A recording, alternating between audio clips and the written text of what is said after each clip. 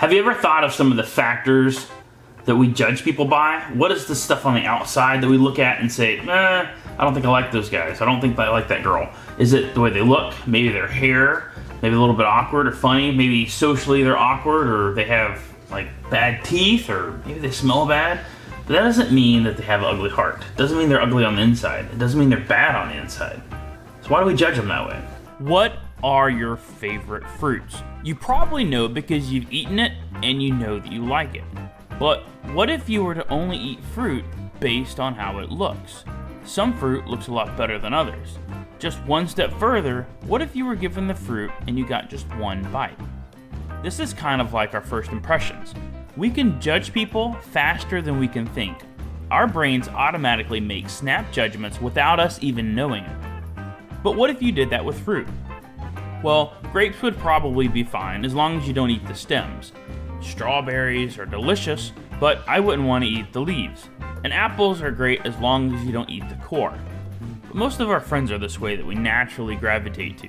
We probably had a good first impression, but we know that they have some character flaws and we know to stay away from those areas. I mean, who doesn't have a few issues of their own? But what about the banana? I mean, it looks fine, but that's a tough peel that you have to get through before you can enjoy the fruit. What if you take a big old bite out of a banana? Ugh, that's nasty. Same goes for an orange. Its peel is super bitter, and worse than tasteless, it leaves a bad taste in your mouth. People can be the same way too. We may have a bad first impression and discount them as a person altogether before we even get to know them on the inside. Then there's the kiwi. Poor kiwi. In the world of fruits, it really did get the short end of the stick. I had a friend that would eat the kiwi whole, skin and all. It's really grossed me out. I mean, it's brown, it's hairy on the outside. But if you get to know the kiwi, it's really one of the best fruits around. In my book anyways. And I guess it's true that you can't judge a book by its cover. What makes the kiwi less appealing? I think it's because it's brown, it's fuzzy, and it's hairy. Nobody wants to eat hairy fruit. I mean, look at this. Ugh. But don't we do the same thing to people? We look at their outside and we don't even think about what's on their inside. Do you know of any kiwi people in your school? Maybe you don't know. Maybe they are bad on the inside and the outside, but you don't know until you get to know somebody.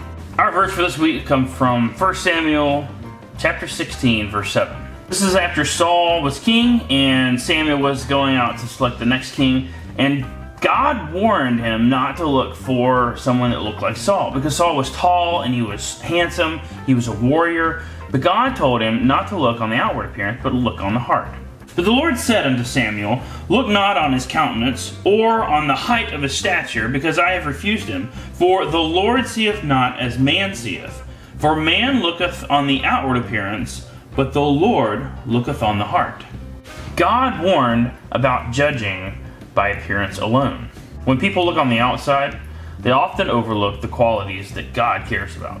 What do you think some of the marks of kiwi beauty are?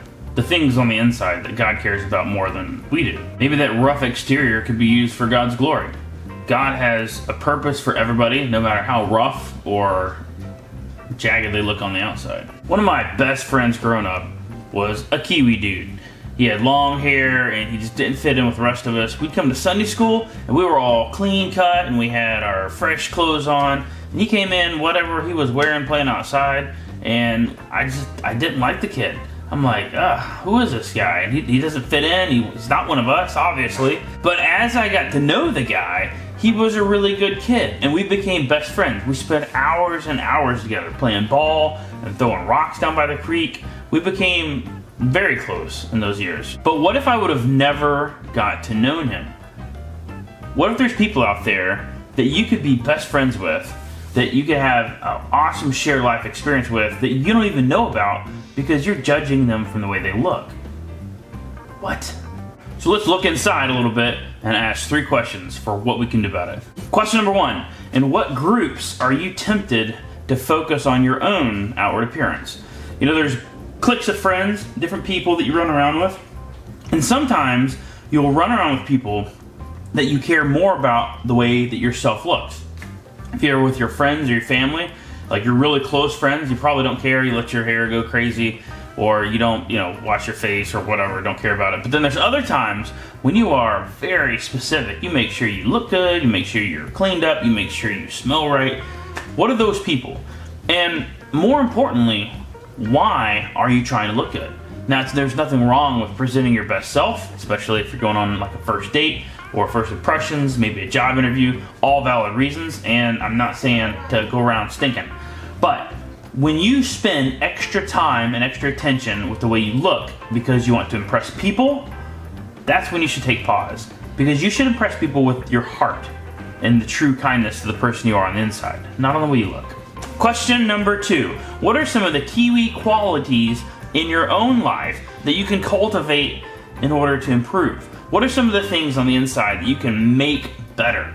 But there's a purpose for why we should want to cultivate the inside of our heart so that we have a Kiwi heart, something that's beautiful on the inside. We want to be something that God can use when we're out in the world. We want others to see us and to see the beauty that we have on the inside rather than just our physical appearance. And question number 3, what is some steps that you can take to get to know someone who is a Kiwi in your life? Somebody out there that you've been avoiding or you haven't really considered that could be a friend, go out there and find them and get to know them. Give them a chance. Look at the inside of their heart like God does and see if you find some beauty on the inside.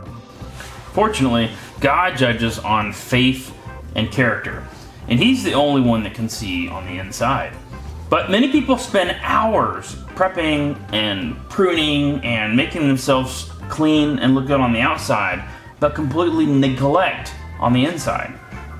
Well, if you spend hours just combing your hair or straightening your hair or putting on makeup or getting buff at the gym, how much more important should it be for us to work on our inside?